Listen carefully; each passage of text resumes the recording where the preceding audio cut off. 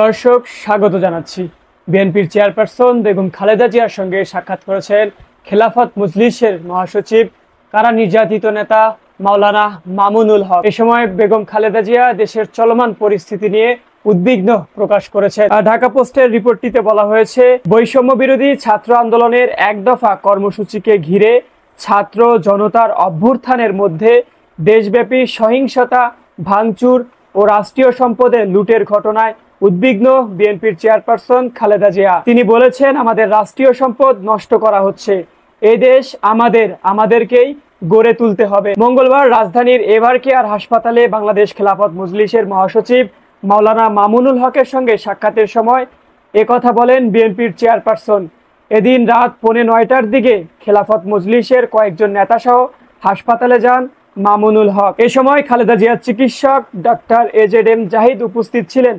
সাক্ষাৎকালে চেয়ারে বসে কথা বলেন বিএনপির চেয়ারপারসন, অর্থাৎ তিনি এখন শারীরিকভাবে কিছুটা সুস্থ রয়েছেন। শুভেচ্ছা বিনিময়ের পর তিনি তার সঙ্গে মামুনুল হকের বাবার অর্থাৎ প্রয়াত শাইখুল হাদিস আজিজুল হকের সুসম্পর্কের বিষয়ে স্মৃতিচারণ করেন। খালেদা জিয়ার সঙ্গে আলাপে মামুনুল হক ছাত্র জনতার আন্দোলনের কথা উল্লেখ করেন। অভ্যুত্থানের ঘটনায় অরাজকর পরিস্থিতির কথা উঠে এলে হেফাজতের এই নেতা জানেন, মঙ্গলবার সারা দেশে ছাত্র জনতা বিভিন্ন স্থানে সরকারি সম্পদ রক্ষার কাজে যুক্ত হয়েছে। শহরে নতুন করে শিক্ষার্থীরা ট্রাফিক কাজে যুক্ত হয়েছে। রাস্তাঘাটের ময়লা পরিষ্কারের কাজেও অনেকে যুক্ত হয়েছে। সর্বশেষ সোমবার রাত থেকে সারা দেশে সাধারণ শিক্ষার্থীদের পাশাপাশি কওমি মাদ্রাসার শিক্ষার্থীরাও বিভিন্ন ধর্মাবলম্বীদের উপাসনালয়ে পাহারা দিয়েছেন। মানুষের জানমালের ক্ষতি খুব খারাপ উল্লেখ করে খালেদা জিয়া বলেন, অনেকে রাষ্ট্রীয় সম্পদ লুটপাটে যুক্ত, যা অন্যায়। খেলাফত মজলিসের যুগ্ম মহাসচিব মাওলানা আতাউল্লাহ আমিন বলেন, খালেদা জিয়া একজন মজলুম নারী।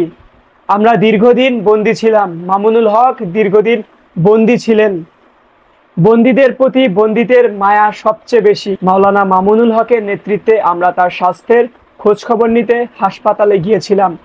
এ সময় আরও উপস্থিত ছিলেন বাংলাদেশ খেলাফত মজলিসের যুগ্ম মহাসচিব মাওলানা জালাল উদ্দিন, তোফাজ্জল হোসেন মিয়াজি, শাইখুল হাদিস পরিষদের সাধারণ সম্পাদক মুফতি হাসান জুনায়েদ প্রমুখ।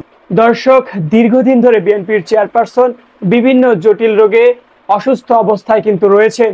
আর বিএনপির পক্ষ থেকে বেশ কয়েকবার তাকে উন্নত চিকিৎসার জন্য বিদেশে নিয়ে যাওয়ার কথা বললেও তৎকালীন ক্ষমতাসীন দল আওয়ামী লীগ কোনোভাবেই তাদের এই অনুরোধের বিষয়ে সাড়া দেয়নি। তবে এই মুহূর্তে কিন্তু বেগম খালেদা জিয়াকে সম্পূর্ণ মুক্ত করে দেওয়া হয়েছে, অর্থাৎ যে কোনো সময় উন্নত চিকিৎসার জন্য তিনি কিন্তু বাহিরে চলে যেতে পারেন।